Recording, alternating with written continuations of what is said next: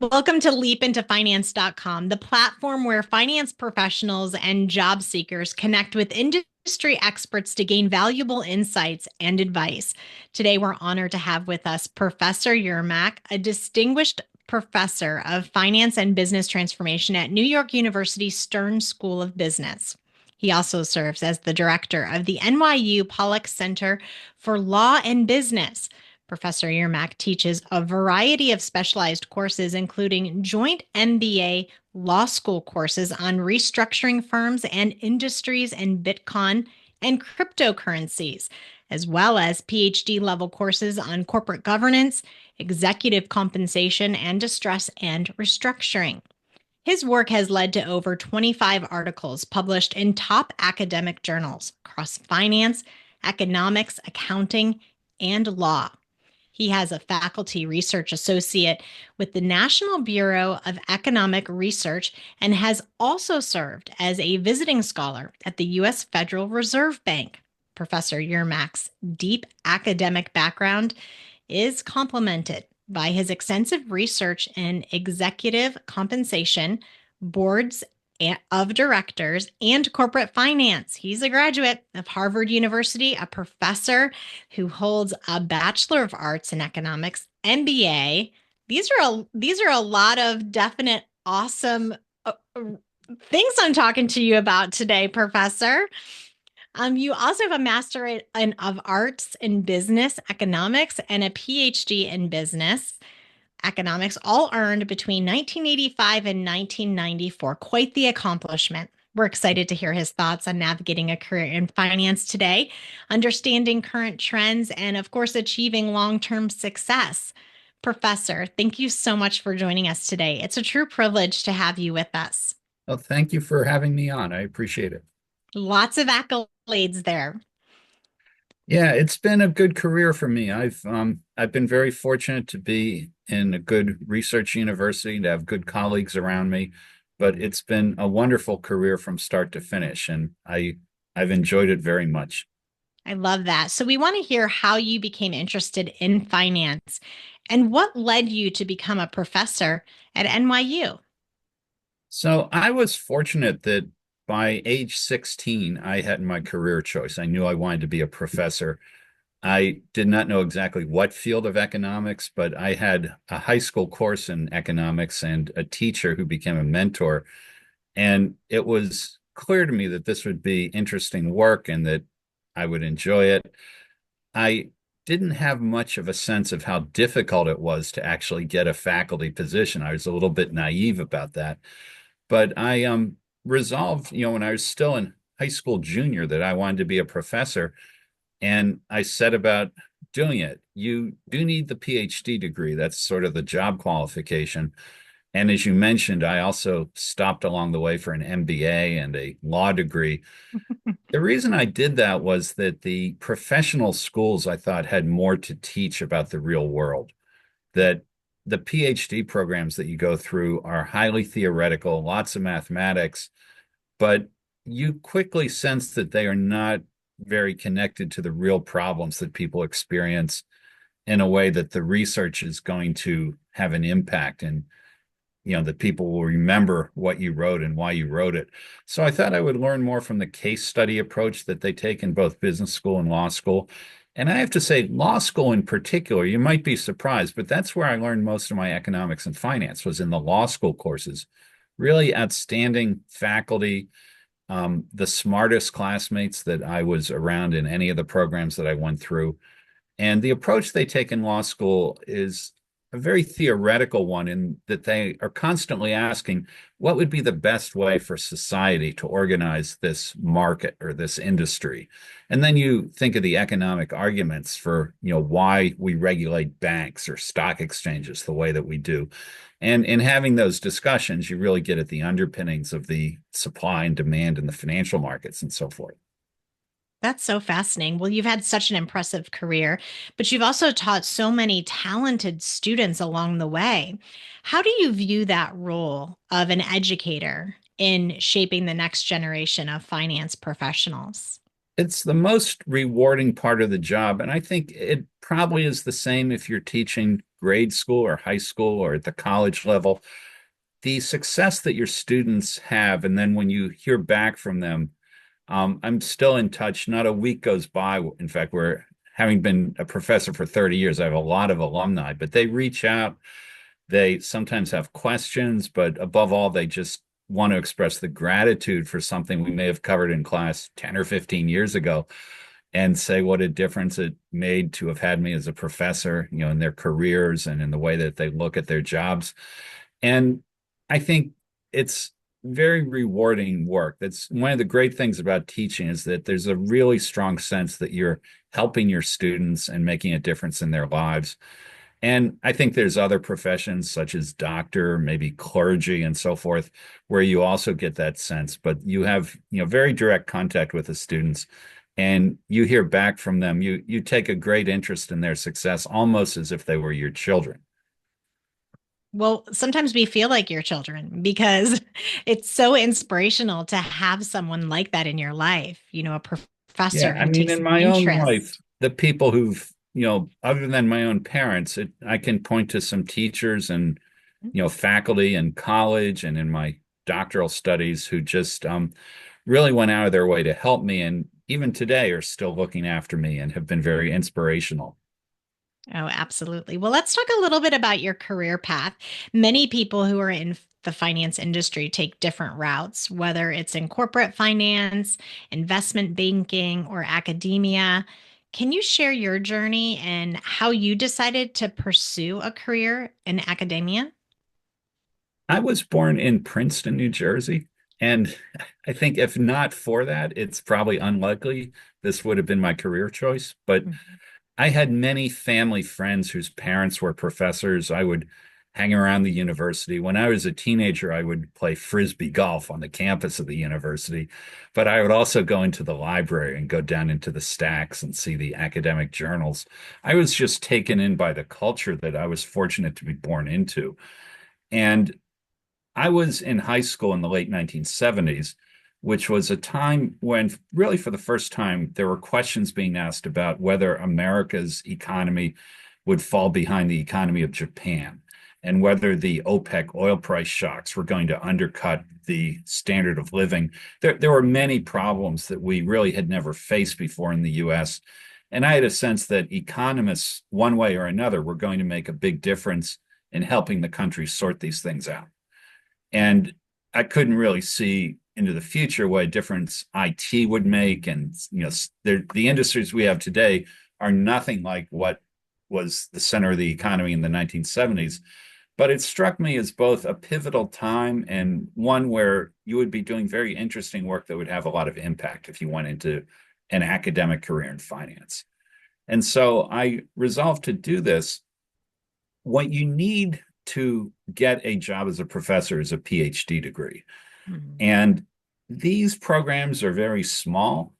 I don't think people fully understand there's maybe 100 applications for every spot. This is not like getting into an Ivy League school that takes 5 or 10%. This is much longer odds.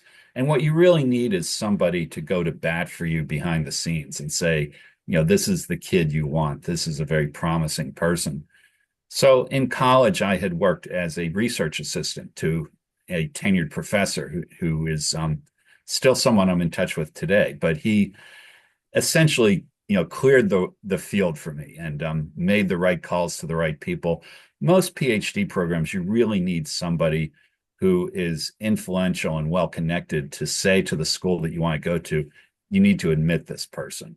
Mhm. And I think by far the best way to make those connections is to get involved as an undergrad in research. And I think this is true in the sciences and many other fields that often professors, by word of mouth, will invite their best undergraduate students into the doctoral program. And that's, more or less the way it worked out for me. But I did take that detour into the professional schools, and I did also work for 2 years. I was a management consultant at Bain and Company. And I also worked in college as a journalist. I had some summer internships at some well-known national papers. And looking back, I think I learned more from those years in the work world, in the real world, as we call it in academia, outside the ivory tower, that has both helped me in my research and teaching. It's also given me credibility with the students. Sometimes students look at the professor, they see someone younger than them who's never had a real job, but I actually had the job that they all want to get.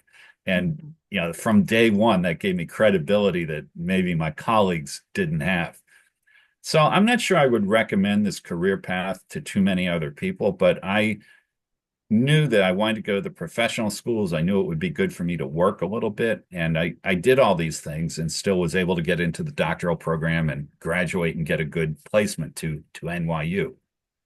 Amazing. Well, I love that you started out in Princeton because that town, that campus is like no other. I mean, it is inspiring to Yeah, walk it's that probably, campus. the most beautiful. It just looks like a university. And I think many TV commercials are filmed on the Princeton campus for exactly that reason, ads for automobiles and so forth, because you feel like you're at a college. And I knew where Einstein's house was at the edge of campus. It's a very historic town, and the Beautiful Mind movie. John Nash was walking around. I didn't recognize at the time, but that's the kind of environment I was in, where just some of the greatest geniuses might pass you as you were trying to throw your frisbee to hit a sculpture, and it was all fine with everybody. Very laid back Incredible. place. It's And, beautiful. ideas are in the air everywhere in a university town like that. I agree. It's such an attractive thing. If you do think someday you want to be a professor, man, there's an attraction there to a college campus. I love that. Yeah, it's a So, nice quality of life, but my mhm, first advice is find someone to be a mentor, to, become a junior researcher. You need to attach yourself to somebody who will be able to promote you to greater opportunity in the system. yeah, that's wonderful advice. So, what would you say were some key turning points or those milestones in your career that helped you to get where you are today? And were there any significant challenges that you had to overcome along the way? One of the very important things was the choice of a field and an advisor and ultimately a dissertation topic. And I was very lucky. I started at age 28 in the program at Harvard, which is really quite old. Most of the doctoral students are 22 right out of college. And there was a new professor just hired who was 29, 1 year older than me. And I'd actually known him when we were teenagers. We were both junior researchers at the National Bureau of Economic Research, but he was already a full professor, and I was just starting my graduate degree. But I enrolled in his course, and I was basically the best student. He took me aside one day, said, I want you to do your dissertation on this topic and I'll give you funding. He spelled it all out, and it was genius advice because the topic he put me onto was executive stock options, which had barely been studied up until that point, but would become a huge issue in the 1990s after I graduated. And he had a lot of foresight to essentially, I think he did me a lot of favor by pulling me out of the pool. There were like 25 students in the class, and giving me the right topic, giving me the resources to do it very well, and then promoting me on the job market. So I don't think it was an accident that he was my advisor, because he was in the field that I was somewhat interested in and so forth. But he definitely took the time to give me a lot of attention that he didn't need to. He treated me from day one really as an equal, that he would have conversations in the tone that he would talk to the other professors. And we always try to do that with our doctoral students. We treat them as peers, really, but sometimes that's more true than others. And the amount of trust and confidence he showed in me is something that I've really tried to transfer to my own PhD students, to pay it forward by being that kind of mentor in the next generation. And I think every successful professor probably has a story like that about a mentor who looked out for them. Now, the challenge is the job is very, very difficult to get and even harder to keep. Um, we graduate as a nation about 3 times as many PhDs every year as there are academic jobs. So two-thirds of the people will be weeded out at the point of graduation. Most of them go to government. They may work at the central bank or the Department of Commerce. Some of them will go to industry positions. There are, big corporations like Amazon and so forth that have staff economists. But what everyone really wants is a teaching position because not so much the prestige, and it's the money isn't that good either, but the autonomy that you have to determine what you're going to work on is, just no other job like a university professor where you really decide, what you're going to do when you're going to do it. So most people don't fully understand there's two parts of the job. We teach courses and we have students at every level from undergrads to doctoral students. So there's, quite a few students and a lot of teaching to do. But what you really are evaluated on and what enables you to get promoted and hang on to your job is the research that you publish. Mm-hmm. And the tenure clock when I joined NYU was a 6-year clock. You basically had a sixth anniversary vote where it was up or out. And by 6 years, you needed to have published a certain amount of work in the leading journals in your field and not just gotten it into print, but have many people citing your work and using it as the basis for their work downstream and so forth. The tenure clock we now have is 8 years. We decided 6 years was not enough. There were some late bloomers and so forth. Some schools, it's as long as 10 years, but the rate of attrition is very, very high. Mm-hmm. Um, I've done some calculations for some of the top schools that we compete with. You have maybe 1 in 5 people are going to make it through and get tenure. The others, again, will go to industry or government work, or sometimes trade down the ladder to lower ranked schools. And if you really want to be an academic, there are hundreds of schools and there will be a place for you if you're willing to, lower your expectations enough. But to get a job at a top research school and hang on to it, you have about a 20% chance. And then to get a job at all coming out of your PhD, it's only 1 in 3. To get into the doctoral program, it's 1 in 100. So you start multiplying those odds out, and you actually have a better chance of playing in the NBA if you're a high school basketball player. It's very, very difficult. Importantly, you're competing in a global pool. The competition is not other American students, it's really international students. Most of the PhD students, most of the faculty come from around the world. Often they're the very top students in their country and so forth. So I didn't pay any attention to this. I just went out and published my research. And I think people who get fixated on the process and the deadlines, it's very self-defeating. I think you need confidence, the ability to work on your own and so forth.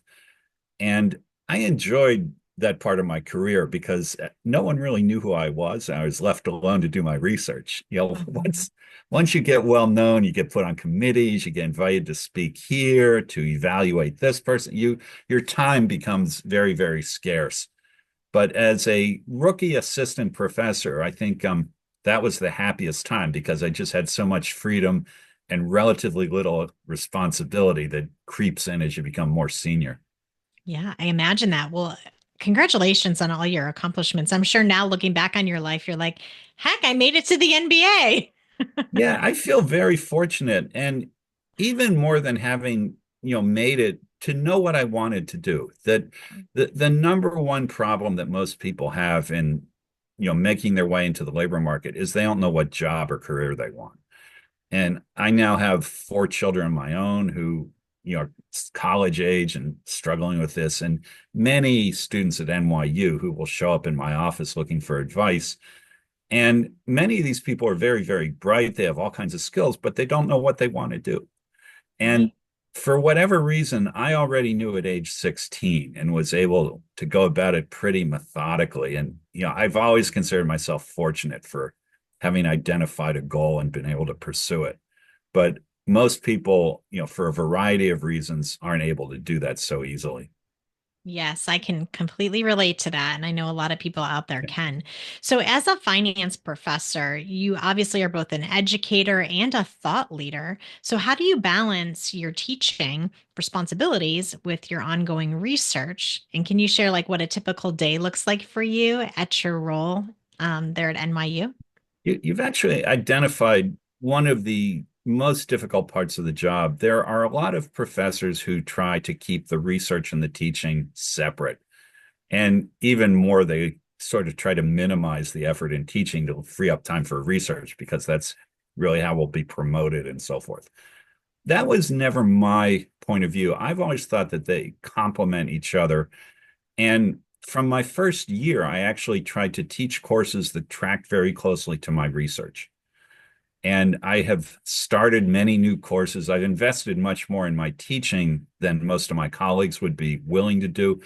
But that's partly because I just enjoy teaching, but also because I've really felt it's benefited my research. When you go into the classroom and try to explain something to a room full of smart people who then come back at you a question, you really have to learn it much better than you might have otherwise. And a very interesting turning point in my career was in 2013 when I decided to start a course on cryptocurrency. And Bitcoin was then really the only crypto asset, and it was very new. And you would read a little bit about it in the media.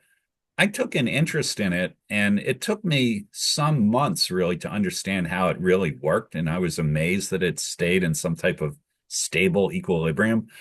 But once I understood how it worked, I said to myself, this is the cleverest thing I've ever seen. And this is going to become very important. This will, in fact, eventually make its way into the regular finance system so that we need to start teaching about it now. And I was the department chair, so I was able to force the course onto the calendar. Everyone thought I had lost my mind, but I said, we're going to offer this course. And In 2013. 2013, we were the first in the world. Wow. And I had Incredible. a colleague at NYU Law School who is a banking law expert, and he knew something about crypto. He had actually been teaching it as an alternative to banking, that this is a wild thing that's out there. But we teamed up and we're still teaching the course. And we now have a lot of alumni in the industry, but we've also made contact with regulators very frequently that by being the first major university to put down a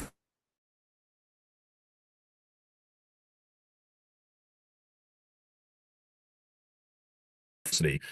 And it's just been very interesting. This was for me around the age of 50, a whole new career that a lot of professors, your trajectory is a little bit like a pro athlete, that you're often finished as a researcher by 40 or 45. And then you have 20 more years where people wait for you to retire. But I was able to launch a whole second career focused on digital assets, which,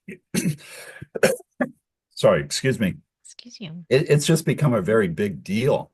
And I need to get a Yeah. cough drop. Take a drink. Yeah, drink our cough drop. No worries. Let's see. Sorry, I So, need to get back down to where we were.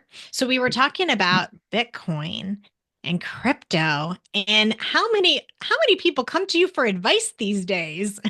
well, a lot. And I always tell them, don't invest in this, that, Really? this is very interesting technology, but we don't really teach about the crazy investment schemes, that it's very, very risky. And you've seen, up and down, it's more volatile than regular investing, and you can lose your money very, very quickly. So Mhm. if you're going to invest in crypto, you should be prepared to lose most of what you put in. How And scary. what we really teach about is the technology that you can attach things to crypto transactions, like little tokens that represent a share of stock or a bond. And this is a much better way to trade regular investment assets than the stock exchange. And I think the greatest use for crypto at the moment is for international transfers, remittances, much cheaper than the banking network and much safer as well. And I think you're going to see it progress into areas like real estate and derivative securities.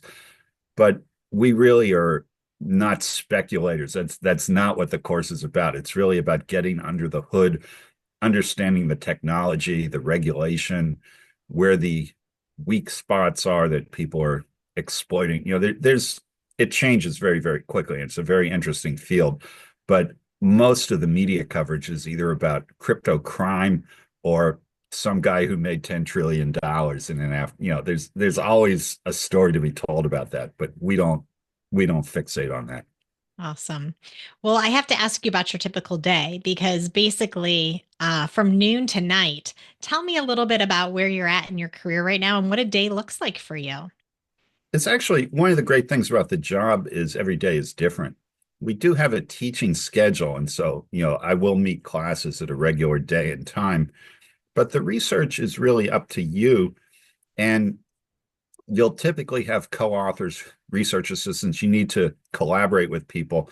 You meet when you can meet, but you keep in touch online. You share documents, you share data sets, and you travel a lot. The main way that you circulate your research is you get invited to seminars and conferences, hopefully, if they think that you're worth an invitation. And you visit other schools and give a seminar, maybe for an hour and a half, where you show what you're working on. You invite feedback.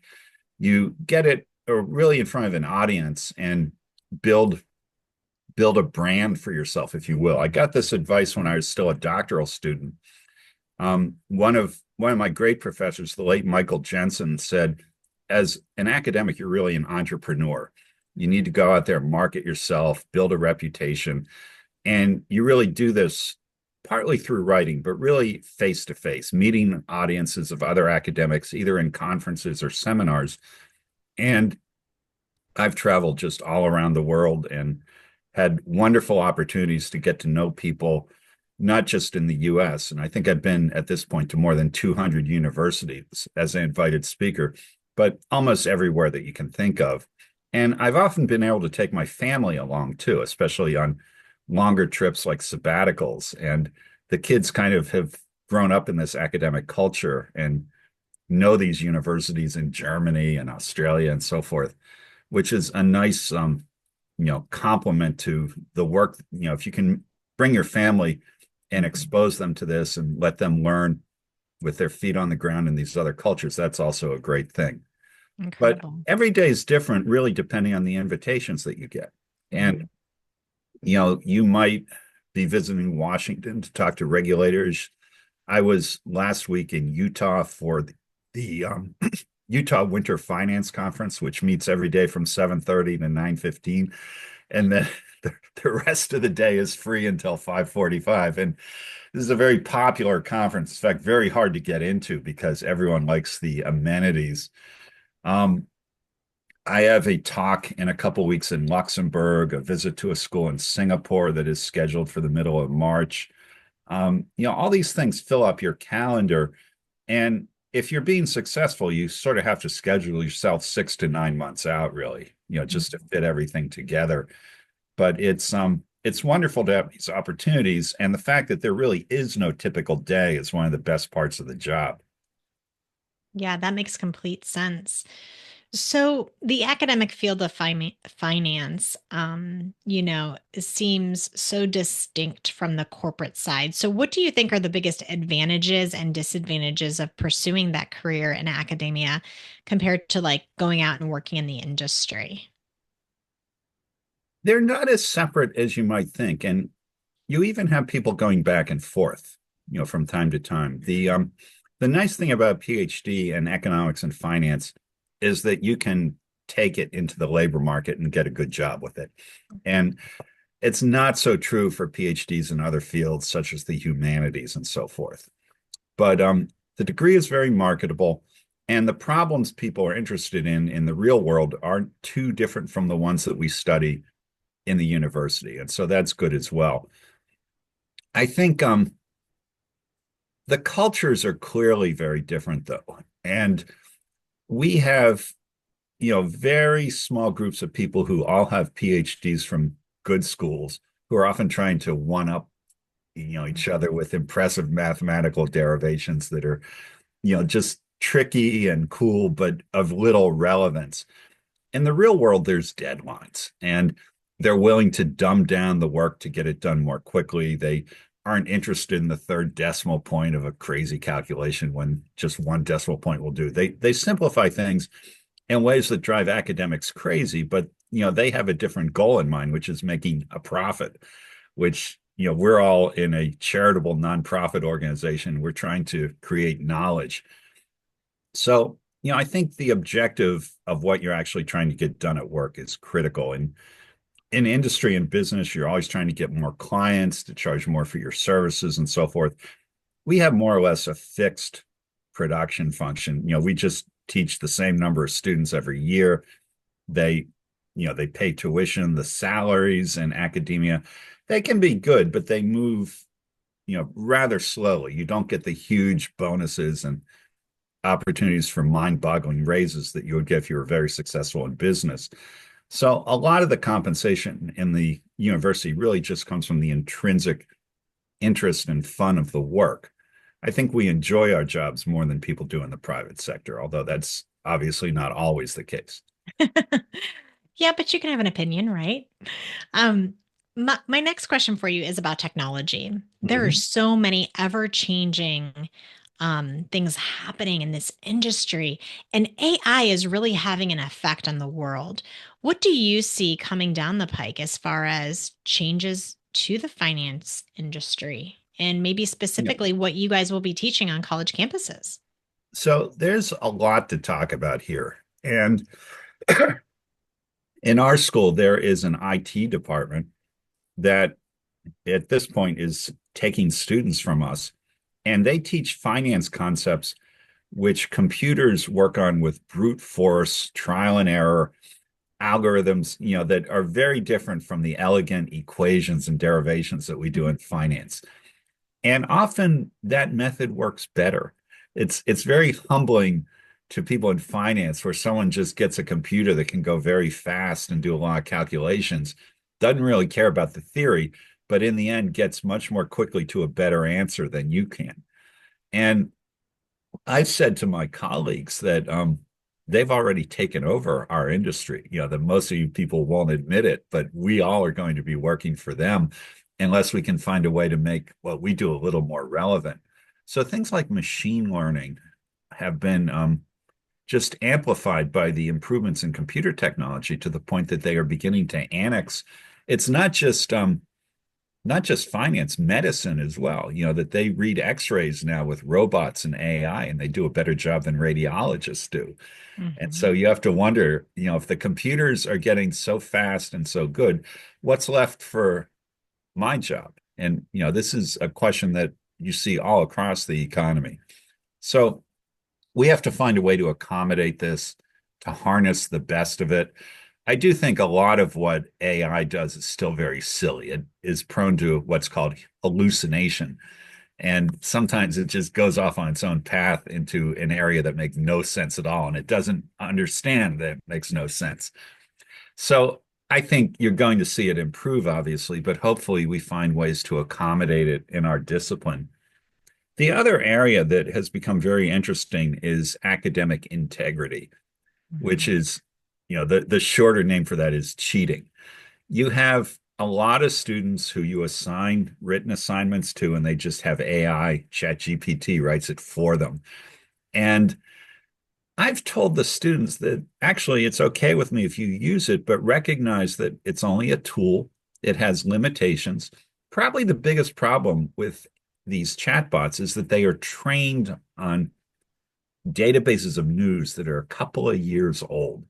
And in the field I teach, which is cryptocurrency, 2 years old is like forever. It's, they'll write a perfectly lucid essay that will be about 2 years out of date. And it's going to get a low grade, not because you used AI, but because it really doesn't take any account. You did no research about anything that happened in 2023, 2024. And I think used properly, it can play the role that a grammar checker or a spell checker, it'll give you an outline. AI also makes up sources and they look like real sources, but the professor actually knows what the real sources are. And I think the low point of this for me was where a student turns in a paper and all the sources are made up. And one of them has me as the author. I say, I not only does this journal not exist, but I didn't write this paper. And I told the students that you're accountable for what you turn in. You can use AI, but you better check that the sources are like real sources. And if you cite the professor and and you don't take the time to follow up and say that this is the person reading the paper, you're going to fail just for being stupid. So I've brought cases against people who are just so blatantly turning in dishonest work that common sense should cause them to reconsider. But these are, I mean, in the end, the minority of students, the vast majority of students are working hard. They're there to learn. AI, I think, is an interesting tool, but it does raise interesting new challenges. And, it's up to us as professionals to figure out how to harness the power that in the end is a lot of potential here that's good, but a lot of enabling of bad behavior is possible as well. So my next question for you really revolves around the balance of your personal life and your work life. Because when you love something and you're passionate about it, I know it can take over. How do you balance both your family life and in your professional life? So I think being a professor is one of the very few jobs where you have enough control to have a good life at home. There's a lot of work. Obviously, the standards are high. There's a certain amount of stress, but you really can control when you teach class, when you do your research. It's relatively easy to carve out time to go to your kids' after school sports, to go on vacation during the school's vacation for your kids. You can make time as a professor that would be very, very difficult if you were the partner in a law firm or working in an investment bank. I think that's one of the best things about an academic career is simply the control over your schedule. And I mentioned this earlier, but there's a lot of opportunity to travel and you can take the kids with you. So my wife and I, we now have 4 kids and they're all grown, but we began to travel when we had the first two, and one was newborn, the other was 1 year old. And I was invited to teach in Switzerland for 2 weeks. And we went and we were there one day and we realized it was much easier to have these kids in Europe than in the US. That Wow. these are much more family friendly societies with public transport and healthcare, better playgrounds. The restaurants have a little corner for the kids to run around while the parents eat. That, the kids took to this right away. And as parents, we said, this is great. Next year we come for longer. And so we did. In fact, this became an annual thing that we would just Wow. every summer go to Europe for 3 or 4 months and from one university to another, and they would pay for everything. They'd pay for us to come. And then after a while, Australia got added to the list, and we would take side trips, Russia, China, Poland, every country you can think of, really. And I'm always surprised that more of my colleagues don't take the opportunity, to take their own kids and travel like that. So it's the rare job where you can really integrate the family into your work and your travel and so forth. And now that my kids have grown up, they look back on this and they have a very global view of things, but are very grateful that we took them so many places. One of them now is enrolled in school, in fact, in Germany at one of the universities where I was a visiting professor years ago.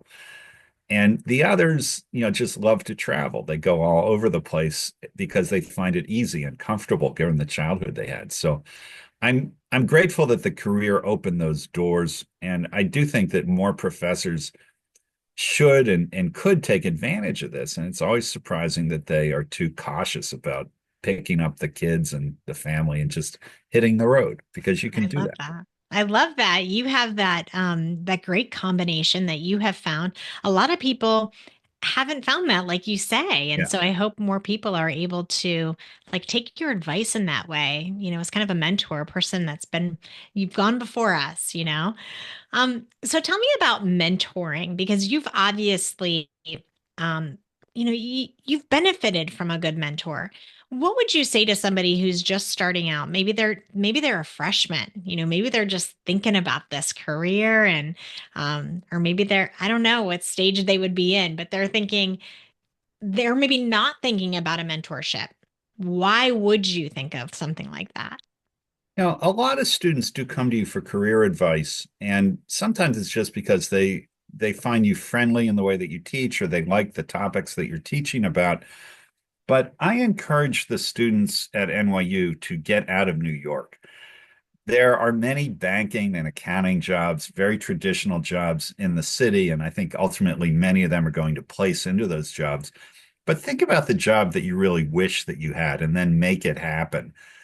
And there are just endless opportunities for people to start businesses. Now with people essentially living their life on their phone, industries like mobile payments, a lot of personal finance applications are, they're providing opportunities for kids still in their 20s to take on very meaningful roles and getting involved with startups, going for foreign students back to the home country and taking advantage of skills that are probably much in demand there. That's often a much better thing to do than getting an internship at, a big bank or something like that. Mhm. So I would think out of the box, be as non-traditional as possible, and above all, take risk while you're young. You will quickly have responsibilities. You get married, you have children, you have loans to pay off, and you're not going to have the kind of freedom that you have right out of school. So take advantage of that. And I give this advice to many students. They don't all take it, but some of them do. And I tend to hear back from these people sometimes over the course of decades.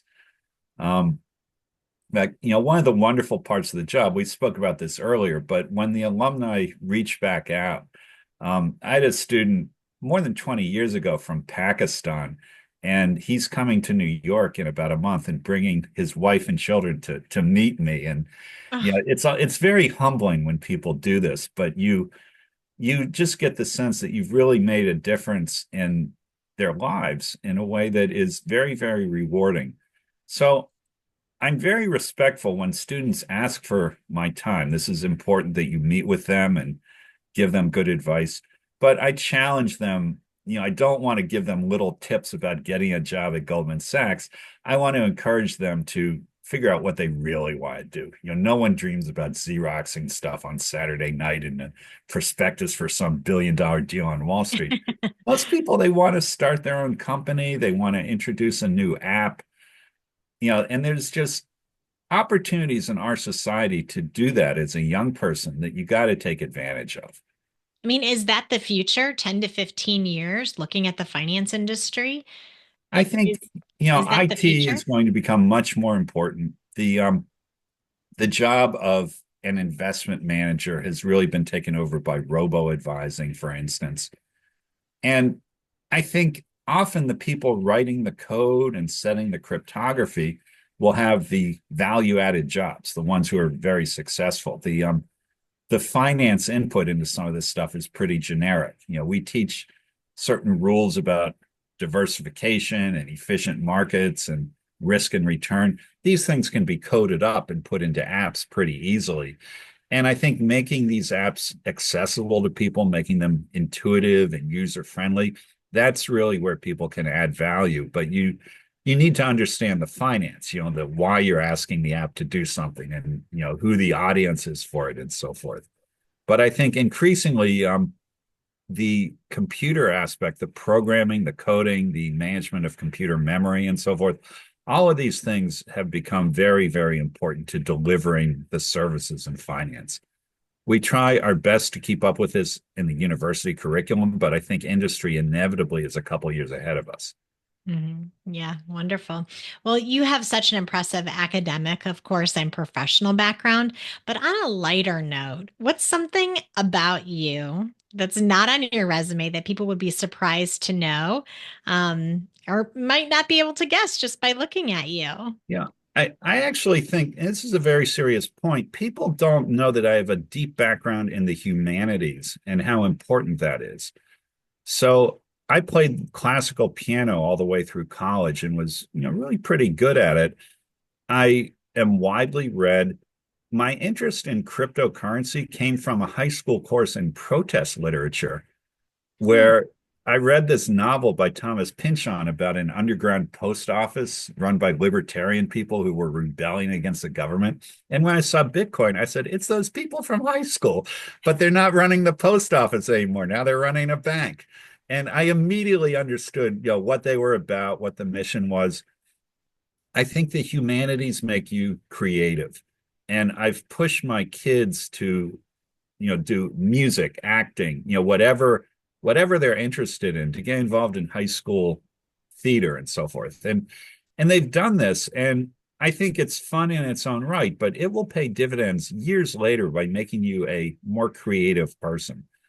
Um, I have a lot of research that is wild out of the box. I have a paper on First Lady's fashion choices, incentive compensation for the Methodist clergy, the governance of art museums, corporate jets, CEOs' mansions, just all kinds of wild topics. These papers are well cited and well read because I do them quite rigorously, but the ideas come from having spent a lot of time with art and music and literature. That's And awesome. I think it's regrettable that fewer students every year seem to be taking these courses. And I've just found the investment of classroom time and so forth in the humanities. I took a lot of Russian literature in college, and I'm very glad that I did. I wish I had started earlier in art history, which my mother pushed me into, because when I finally took it senior year, I thought it was fascinating. And I think that it's not just about being well-rounded, it's about what you learn and what can differentiate you. I was at a fintech conference in Australia some years ago, and they had a speaker from Commonwealth Bank, and they asked him, what kinds of students are you trying to hire? He was the head of mobile banking. And he says, I'm looking for people in the humanities. I'm looking for poets, music majors, because we have an app. And when people land on the app, we want them to have a good experience and stay there. And the way that we can hold our audience is not by having more formulas, it's by having color and engagement and things that you really learn in parts of the curriculum that are very far from what people expected. I thought that was a great answer.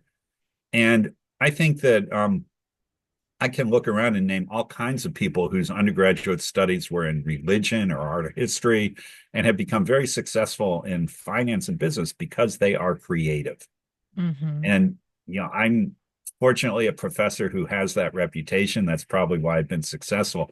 But it doesn't come from having taken one more econ course. It comes from having studied art and literature. That's so interesting. I actually just did an interview today about leadership and how that's being taught now in corporate America, and it's not anymore about the formula of how to get more done and increase your output. It's more on empathy, teaching Yeah. people about empathy and people and how to communicate. That's a lot different than it was 20 years ago. So I think you might have been ahead of the curve. Yeah, I think, I've had leadership roles. I've been department chair and, done various other things within the Stern School. But you need to be a good listener and understand the concerns of people. It's not easy to get these skills, and I'm not sure that we can really teach them well in the university. I think you may learn them more from your family and from society, but definitely these are qualities very important in a good leader to earn the trust and loyalty of the people who report to you by making sure they know that you care about them. And it has to be very genuine and sincere. It's not something you can really, fake or follow a script. That's wonderful. Well, I know that you're an amazing leader there at NYU, and we're just so glad to have had you today. It's a true honor having you with us, your insights, and of course, on career growth, the future of finance, on education. They're all so invaluable. We're certain our audience will benefit greatly from hearing your perspective. And before we close, do you have any final thoughts or advice that you'd like to share with our viewers, especially those at the beginning of their careers in finance? Don't buy crypto. Yeah, I'll give some very concise personal finance advice, which is be the tortoise and not the hare. The people who retire are the patient savers who start early, put a little bit of money aside, hopefully in some type of tax preferred, IRA, 401k, and just put a little bit of their paycheck every year for 30 or 40 years, they'll retire with millions of dollars in the bank if they are patient savers. But most people are going for the quick score, the big hit. They're buying Bitcoin thinking it's going to go up 100x. But it is the slow, patient, diversified investor who does well. And I try to stress this to my students. And I think, this is just good advice for anyone, really, that you want to be a patient, careful, diversified saver. And that's really who is going to do well at the end of the day. I think that applies to everything in life, including how you're getting your education Yep. and what your career looks like. So wonderful advice. Well, thank you again, Professor Yermack, for joining us today. It's been a privilege to have you on LeapIntoFinance.com. To our viewers, stay tuned for more expert interviews and career insights to help you elevate your finance career. We'll see you next time. Okay. Thank